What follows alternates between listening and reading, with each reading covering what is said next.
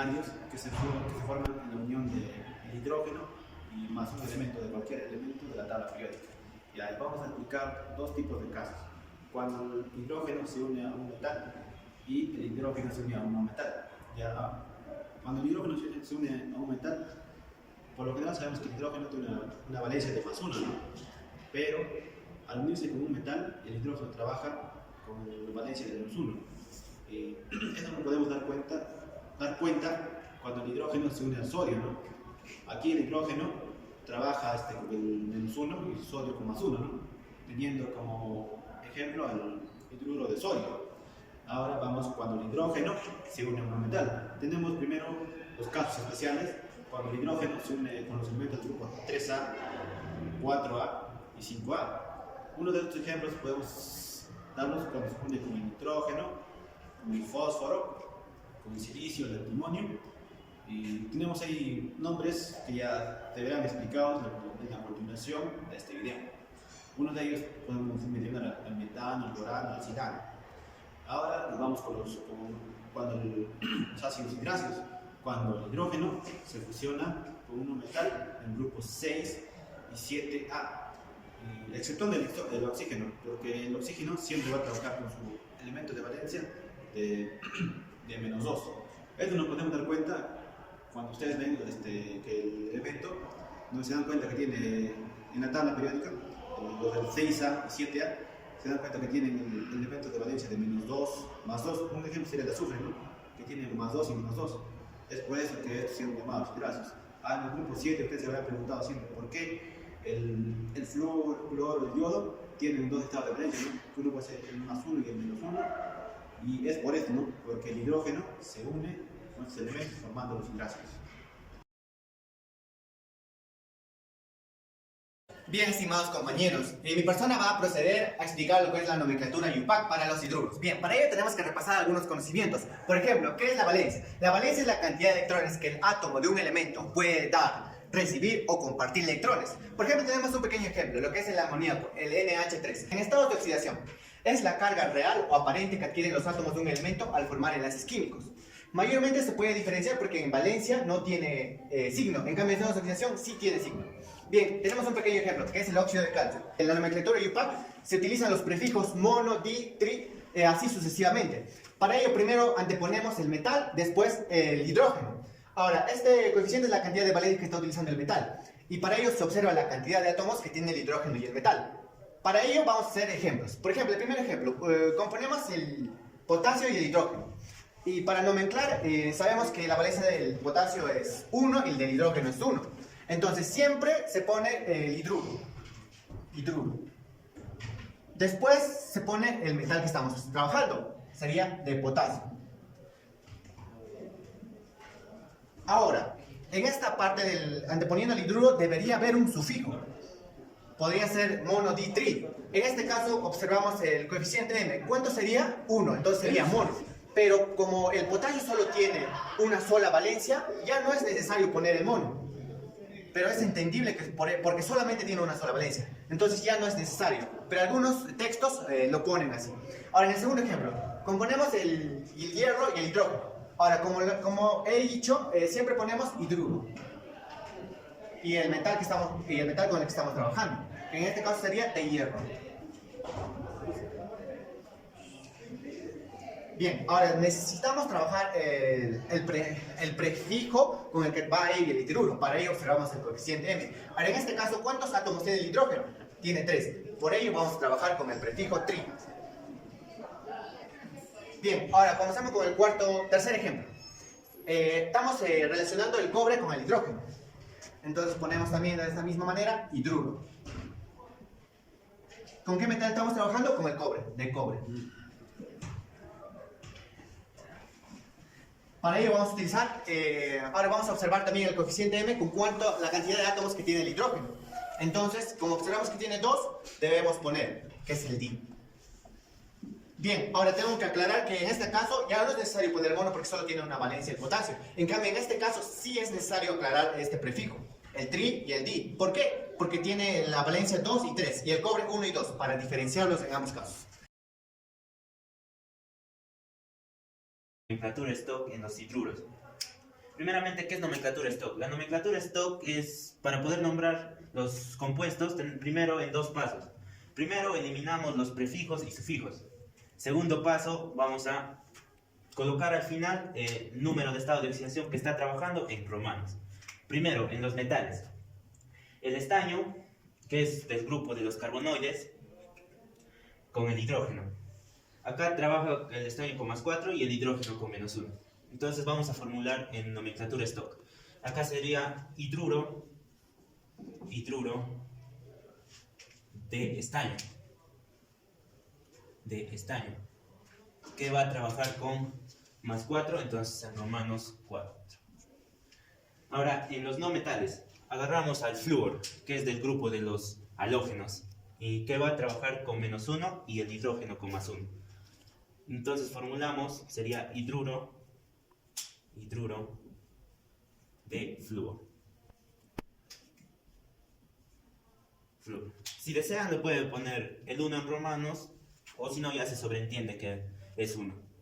Ahora, en los ácidos hidrácidos. Acá vamos a tomar al azufre, es un anfígeno con un hidrógeno. Acá va a trabajar con -2 el azufre y el hidrógeno con +1. Y tiene una forma de cómo nombrar en nomenclatura stock. Primero vamos a colocar el no metal, seguido de uro, y al último de hidrógeno. Entonces ponemos el metal. Tiene una forma especial de poner, no se pone azufre, se pone sulf. Entonces sería sulfuro de hidrógeno. La regla nos dice que no se pone al final, solo especialmente en los ácidos hidráceos no se pone números romanos al final. Ahora por nitrogenoides. Vamos a coger al nitrógeno para combinarlo con el hidrógeno y vamos a formular en nomenclatura stock. Sería el hidruro de nitrógeno.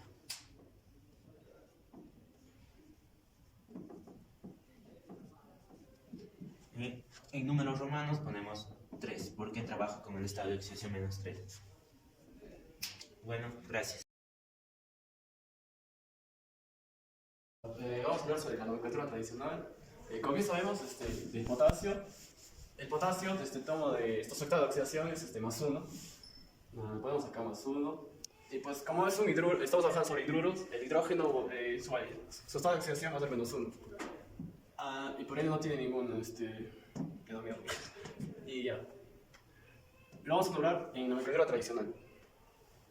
Esto es hidruro de potasio.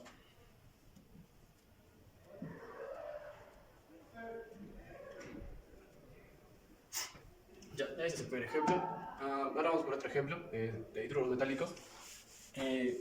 Como ya sabemos, el hidrógeno va a trabajar con -1, porque estamos en hidruros. El cobre va a trabajar con +2. Ya.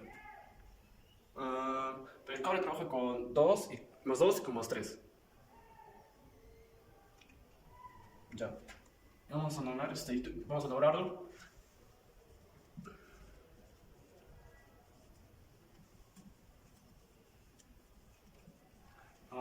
Pero como bien saben, su estado de oxidación del cobre no solamente es el 2, también existe 3. Y pues, ¿cómo podemos especificar más eso? Sería con la nomenclatura de stock. Porque solo con la tradicional no podemos especificar. Es muy general. Aunque tengan más estados de oxidación, no lo puedo especificar. Con lo que lo vamos a especificar que la nomenclatura de stock, que mi compañero le va a explicar. Ahora vamos a usar los hidruros no metálicos, que básicamente tienen los especiales y los hidráceos. También existen los soluros de hidrógeno, pero el especial básicamente es del grupo 3A, de 4A y de 5A. Ya. Tiene mucha similitud con los hidruros metálicos. Vamos a nombrar así. Hidruro de carbono.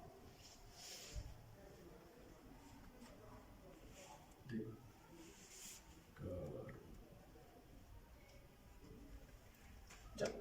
Así, salió eso. Bueno, creo que esto es uno de los más complicados, el hidración. Y como bien está disuelto en agua, por eso es acuoso. Y si es que estaría disuelto en gas, sería un haluro de hidrógeno. Bueno, vamos a explicar la nomenclatura. Acá tenemos el hidrógeno, que es más 1. Acá, a diferencia del hidrógeno metálico y hidrógeno especial, acá el hidrógeno va a trabajar con positivo, porque el cloro ya sabemos que es menos 1. Más 1.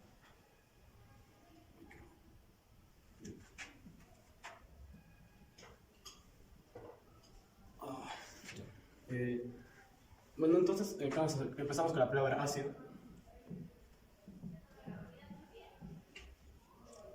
Después ponemos el nombre del elemento no metálico, que es el cloro, pero acompañado del hídrico.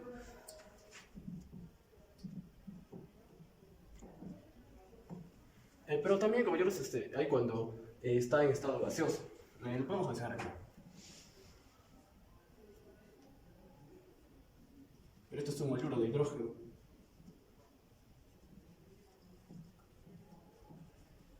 Ya. Y acá en su nomenclatura básicamente vamos a utilizar la palabra 1.